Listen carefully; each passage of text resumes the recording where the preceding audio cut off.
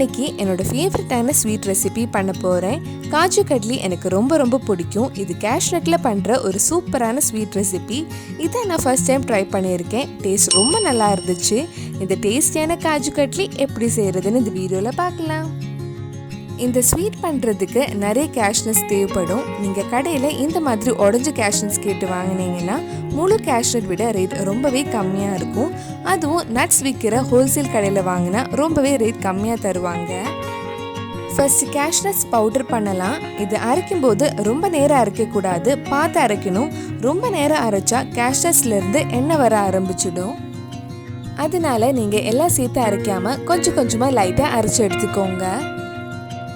இந்த மாதிரி பவுடர் பண்ணி எடுத்திருக்கேன். இது 1.5 கப் கேஷ்நட் பவுடர் இருக்கும்.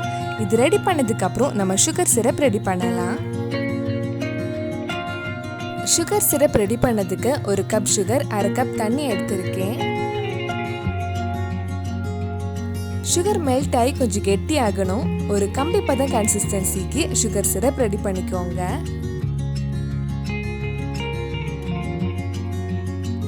இப்போ சுகர் சிரப் ஒரு கம்பி பதத்துக்கு வந்துடுச்சு. இனி நம்ம பவுடர் பண்ணி வச்சிருக்கிற கேஷ்நட்ஸ் இதில் ஆட் பண்ணலாம். ஆட் பண்ணதுக்கப்புறம் கை விடாமல் கிண்டி விட்டுட்டே இருங்க. முக்கியமாக லோ ஃப்ளேமில் இருக்கட்டும். இது கொஞ்சம் நேரத்தில் கெட்டி ஆகிடும். அது வரைக்கும் கிண்டி விட்டுட்டே இருங்க. நம்ம சேனலில் நிறைய ஸ்வீட் ரெசிபிஸ் எல்லாம் பண்ணியிருக்கோம். நீங்கள் இன்னும் அந்த வீடியோஸ் எல்லாம் பார்க்கலன்னா அதோட லிங்க் டிஸ்கிரிப்ஷனில் இருக்குது. மறக்காமல் அந்த ரெசிபிஸும் போய் பாருங்கள். இப்போ முன்னாடி இருந்ததை விட இப்போ கொஞ்சம் கெட்டியாயிடுச்சு. இந்த ஒரு கன்சிஸ்டன்சி வந்ததும் இதில் 1 டீஸ்பூன் நெய், 1/4 டீஸ்பூன் ஏலக்காய் பொடி ஆட் பண்ணலாம்.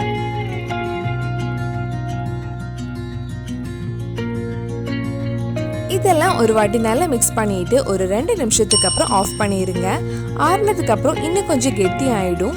நம்ம இது ரொம்ப நேரம் கிண்டிகிட்டே இருந்தால் அப்புறம் காஜு கட்லி ரொம்ப ஹார்டாக இருக்கும். இந்த ஒரு கன்சிஸ்டன்சியில் ஆஃப் பண்ணிடுங்க. இப்போ இது கொஞ்சம் ஆற வைக்கலாம். ரொம்ப நேரம் ஆற வைக்க வேண்டாம். இப்போ இது முன்னாடி இருந்ததை விட கெட்டி ஆயிடுச்சு. மாவு கையில் ஒட்டாமல் இருக்க வேணும்னா கொஞ்சம் நெய் தடவிக்கோங்க. காஜு கட்லி கட் பண்ணுறதுக்காக ஒரு பட்டர் பேப்பரில் கொஞ்சம் நெய் தடவி இருக்கேன். அடுத்தது நம்ம ரெடி பண்ணி வச்சிருக்கிற மாவை ரோல் பண்ணி எடுக்கலாம். மாவு ஒட்டாமல் இருக்கிறதுக்கு இதுக்கு மேலே ஒரு பட்டர் பேப்பர் வச்சுக்கோங்க. அடுத்தது இது ரோல் பண்ணலாம். ரொம்ப தின்னா ரோல் பண்ணக்கூடாது. ஒரு மீடியம் திக்னஸில் ரோல் பண்ணி எடுத்துக்கோங்க.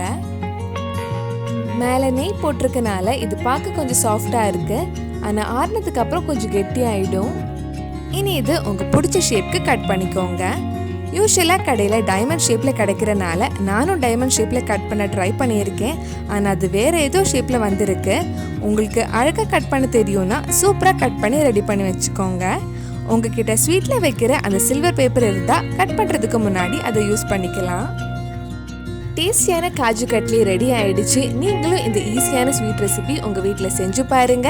பிடிச்சிருந்தா இந்த வீடியோவை லைக் பண்ணுங்க, உங்கள் ஃப்ரெண்ட்ஸ் அண்ட் ஃபேமிலிக்கு ஷேர் பண்ணுங்க. வேற என்னெல்லாம் ஸ்வீட் ரெசிபி நம்ம சேனலில் ட்ரை பண்ணலான்னு கீழே கமெண்ட் பாக்ஸில் சொல்லுங்க. நீங்கள் இன்னும் இந்த சேனலை சப்ஸ்கிரைப் பண்ணலைன்னா மறக்காம சேனலையும் சப்ஸ்கிரைப் பண்ணிடுங்க.